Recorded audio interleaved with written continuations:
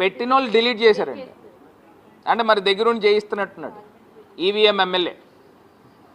అదేవిధంగా నిన్న EVM MLA అవినీతి భాగవతం కూడా ఇంకొక భూ కబ్జా గురించి కూడా చూపిస్తాను. ఒకసారి చూపించు, పెట్టు. ఇదిగోండి, ఇది లాలా చెరువు కలెక్టర్ గారికి పంపించింది, వచ్చిందా? పెట్టవా?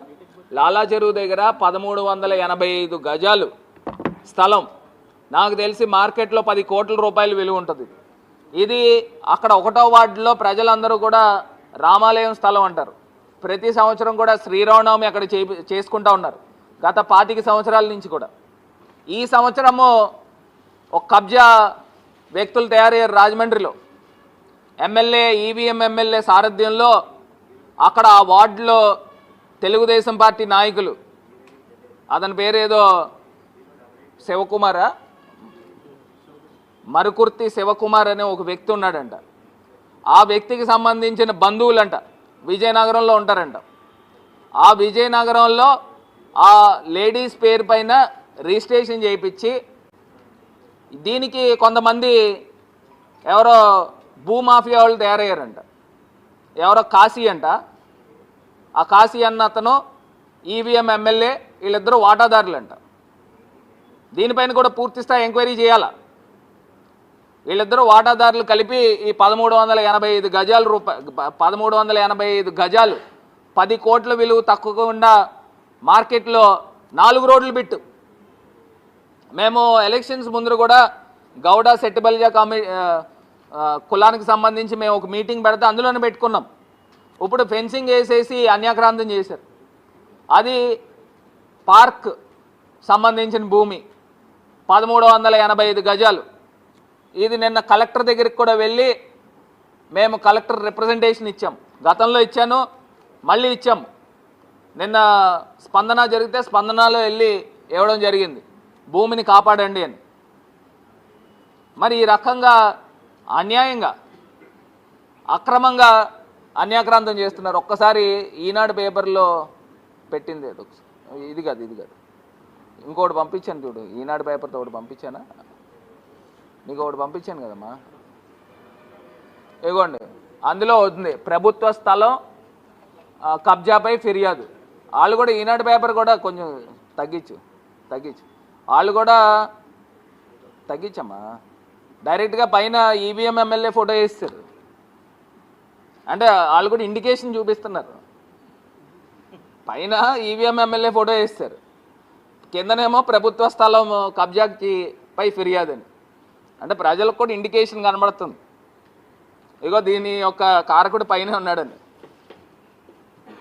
కింద దించి నెక్స్ట్ మోరంపూడి. ఒకసారి మోరంపూడి మరి మిత్రులు రామనారాయణ అన్న కూడా పంపించారు.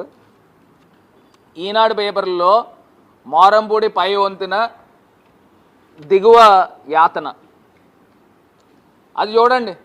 ఇప్పుడు నేనేమనాలా అని అడుగుతున్నా. మీరు సంవత్సరం అయింది నా చొరవతో, నా శ్రద్ధతో, నా త్రికరణ శుద్ధితో మోరంపూడి ఫ్లైఓవర్ కంప్లీట్ చేశారు.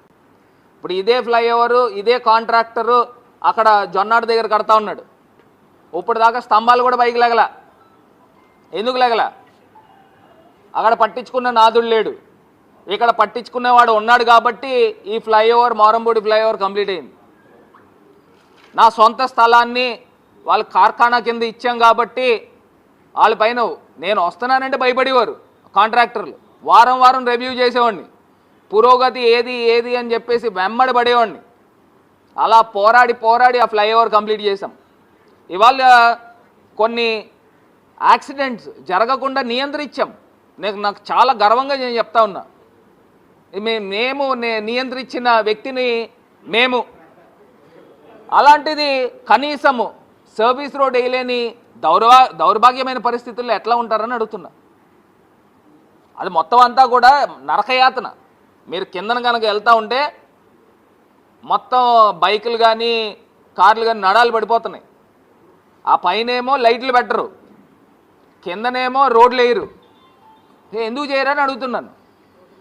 ఇప్పుడు ఈవీఎం ఎమ్మెల్యే పక్కకు తీసేయండి అతన్ని, నేను ఎంపీ గారిని అడుగుతున్నా, పురంధరేశ్వర్ గారిని అడుగుతా ఉన్నా, కనీసం ఆమె బాధ్యత తీసుకోవాలి కదా, ఎందుకు తీసుకోవట్లేదని అడుగుతున్నారు. సంవత్సరం అయిందమ్మా మీరు వచ్చి, ఎందుకు లైట్లు వేయలేకపోతున్నారు?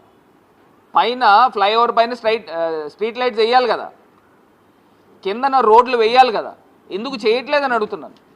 అక్కడ తీసుకొచ్చి ఫ్లెక్సీలు పెట్టుకోవడానికి ఈయన ఈవీఎం ఎమ్మెల్యే ఆ ఫ్లైఓవర్కి అటుపక్క ఇటుపక్క ఏదో పెద్ద గొప్పోడులాగా ఈయనే చేసేసినట్టు పెద్ద పెద్ద ఫ్లెక్సీలు పెట్టుకున్నాడు. దానిపైన పెట్టిన శ్రద్ధలో 1% పెట్టండి, రోడ్లు కంప్లీట్ అవుతాయి.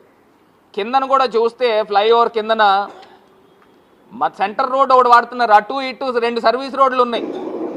ఆ సర్వీస్ రోడ్లు ఎందుకు వాడట్లేదని అడుగుతున్నా. నేను మళ్ళీ మీడియా ముఖంగా నేను అడుగుతా ఉన్నా,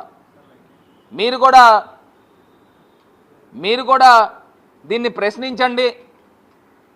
మీరు ఎంపీ గారు ప్రెస్ మీట్ పెట్టినప్పుడు ఆమెను ప్రశ్నించండి, ఎందుకు చేయట్లేదని అడగండి.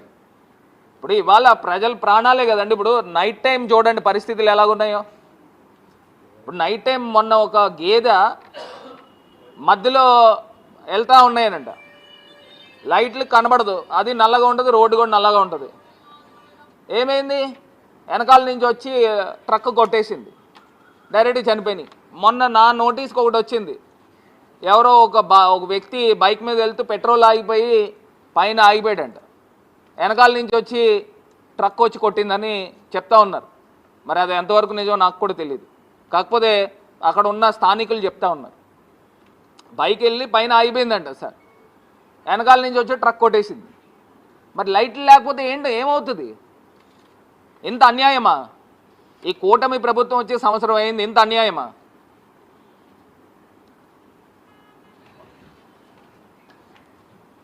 ఇప్పుడు మా మహిళా నాయకురాళ్ళు కూడా వారు కూడా